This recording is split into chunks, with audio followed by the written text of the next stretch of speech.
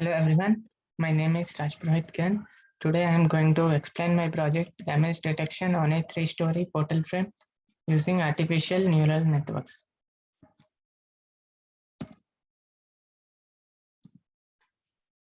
In this project, dynamic analysis is performed on a portal frame and we study the variation of dynamic characteristic, that is the frequency with the extent of damage on the portal frame. Damage occurs in a structure because the structural integrity of a building and bridges decreases with age because of various loads like dead loads, live loads, wind loads, and seismic loads acting on the structure. The dynamic characteristics and the damage index are calculated from OpenSys modeling here, and we are using neural network algorithm to predict the relation between frequency and the damage index of a structure, and we check the accuracy of neural networks. We are doing the frame modeling in a software named OpenSys. In the figure, we can see the portal frame with loads and dimensions. We can see the column and beam section given. We can also see the material properties like concrete grade, steel grade, elastic modulus of steel, and confined and unconfined concrete. We can see the section properties of beam, column. We can see the loads acting. We can see that the support conditions are taken rigid.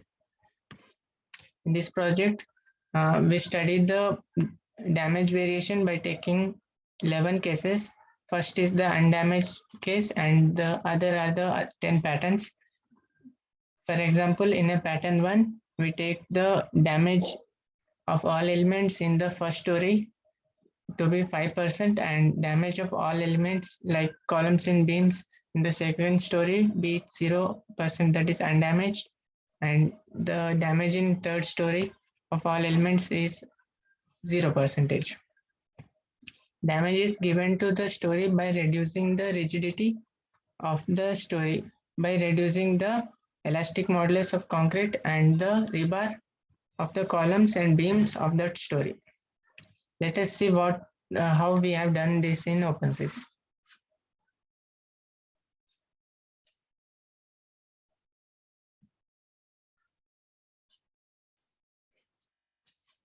This is the OpenSys software where we have written the code to establish our problem.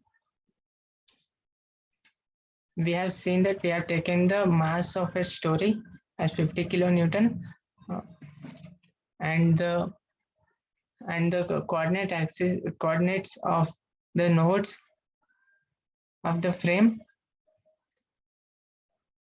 We have also given the support conditions here. Then we have defined the material properties in the confined and unconfined zone of the concrete, and the steel we have taken as rebar.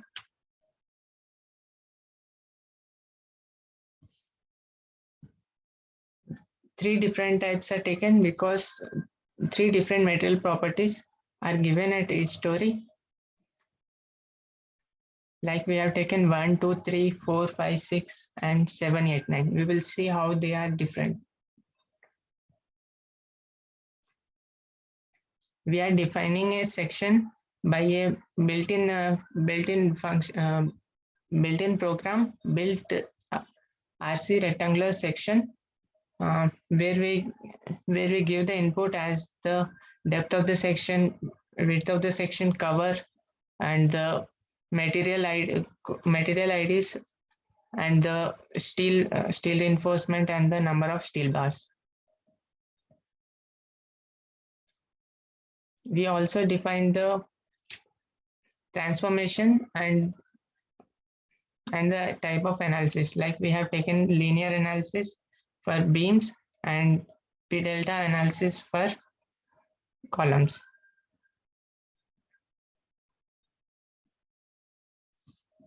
This -1, 0, 0, 0, 1, 1 are defined to represent the element locally, like we have global X, global Y, and global Z. But locally, the x-axis is taken along the axial direction of the member. So this comes from there. Next, we have defined the element like non-linear beam column. We have defined the nodes joining nodes and the section ID and the transformation tag.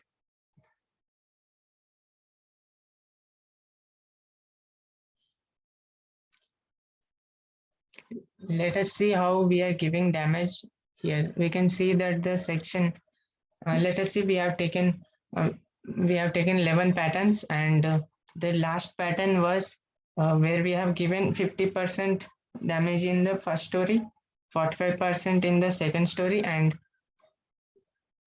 40% in the third story.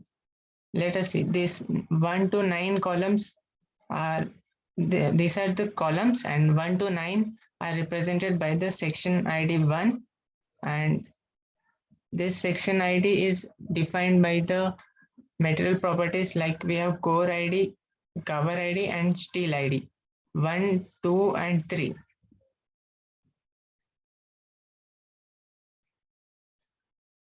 We can see that 1, 2, and 3. We can normally the elastic modulus of concrete in the undamaged state is taken as 1250 megapascal, but we have taken by reducing it 50 percentage, so it is 625 megapascal. Basically, these units are in kilonewton per meter square, so it is written as so it is written this way. Similarly, the columns in second story are represented by the section ID 3, and section ID 3 are predefined having the metal properties 4, 5, and 6. These 4, 5, and 6 have 45% damage, so 55% of the elastic modulus of concrete is taken. Similarly, the columns at third section are represented by the section ID 5. This method is followed for beams as well.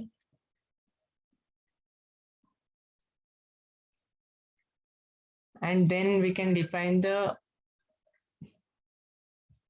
loads acting on the frame, like it is defined by a pattern plane. Like plane is for the plane loads, and in OpenSys there are type of loading given is beam uniform, and we have given 150 kilonewton beam, 150 kilonewton load in the global X direction. As this is a 3D frame, so we need to define the load in X and Y direction also. So we have taken a horizontal 150 kilonewton load. Then we need to define the different analysis steps like the constraints and the type of solving the equation, the algorithm we are using, the analysis, and the number of steps for the analysis. We can record the observations in node and drift, like we can record the reactions of degrees of freedom 1 and 2 of nodes 1, 2, 3, 4, 5, 6, 7, and 8. Let's see how they are. Like we are having they are stored in a file named rbase.out. It is already open. This 0.1 to 1 are the load steps, like there is a 10% increment in load, and these first two are for the first node, degrees of freedom 1 and 2. Similarly, others. We have also recorded the drift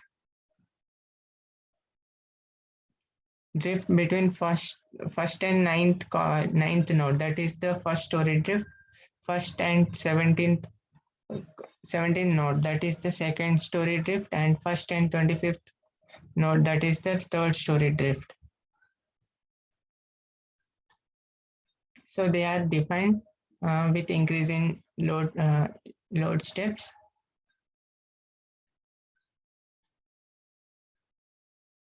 Then we have performed the eigen analysis to find the frequency of the structure. We have written the code and we have found the time period and frequencies. Let us see how the outputs are given.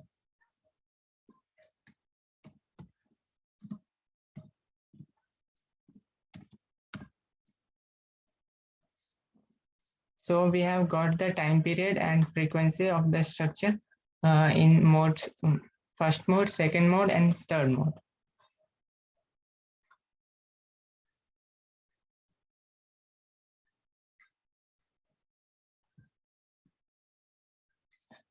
So far, this is done for all patterns, and we have recorded the natural frequency and the drift.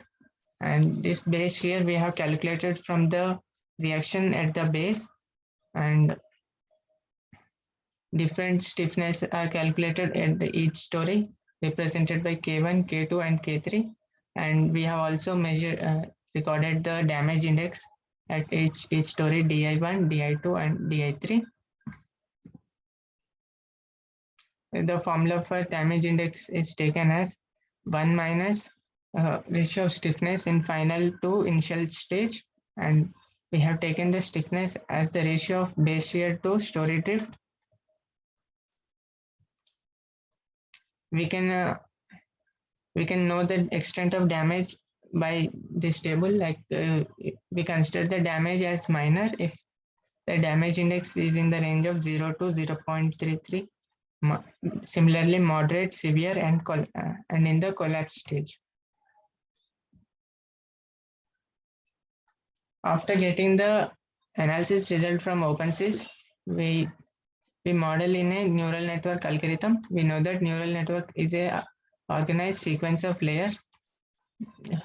Based on the complexity of the sequence, we get the accuracy of the method is achieved.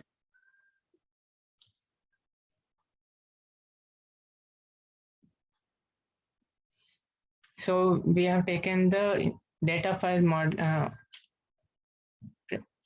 modeling in neural networks as the independent and dependent variates, natural frequency and damage index.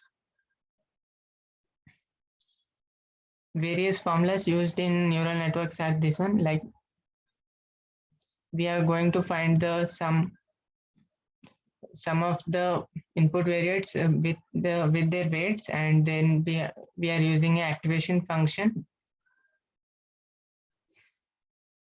There we find the error after finding the damage index, and then we back propagate and use optimization function like fmin, and we optimize the variates and get the predicted values.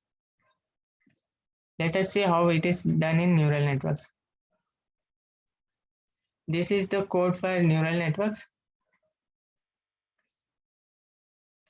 We have defined the input layer size and hidden layer size and the number of labels.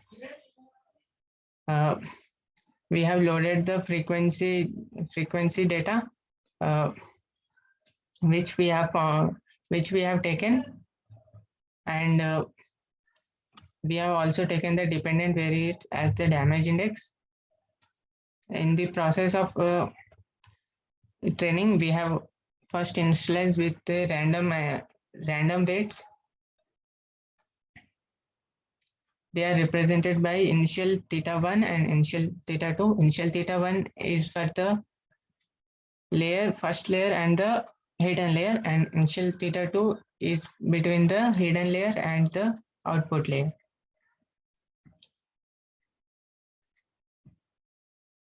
Then we predict the result with this initial thetas and initial weights and the input variates, and we found the predicted result. After getting the predicted result, um, we find the cost function, that is the error function.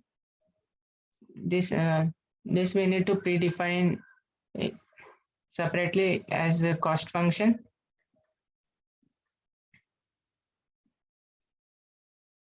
Then we need to run an optimization technique.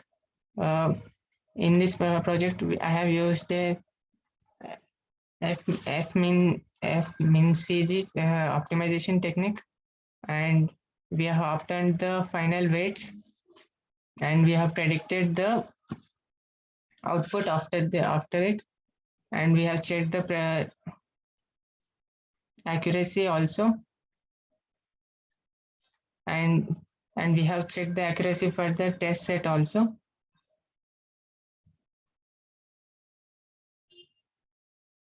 After running the analysis, these are the input variates, that is the natural frequency, training set, and these are the damage index after predicted damage index in the training set. We have assumed the initial weights, and then we have predicted the training set, and we see there is lot much of error, but we can see after training neural networks for 8,000 iterations, we see the predicted results, and we see that their accuracy is of greater than 95%. And these are the predicted results for the test sets. We can see this also have greater than 95% accuracy.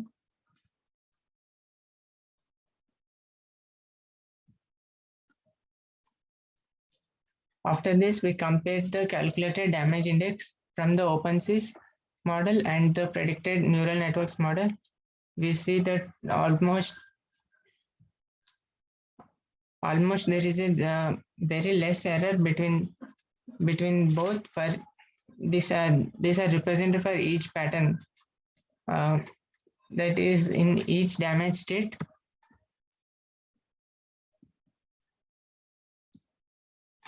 Conclusion is that damage index is proportional to flexural rigidity of the structure, and we see that the damage we are having in the structure are in the moderate range, and we see that the neural network has a good accuracy of maximum of 5%. Thank you for listening.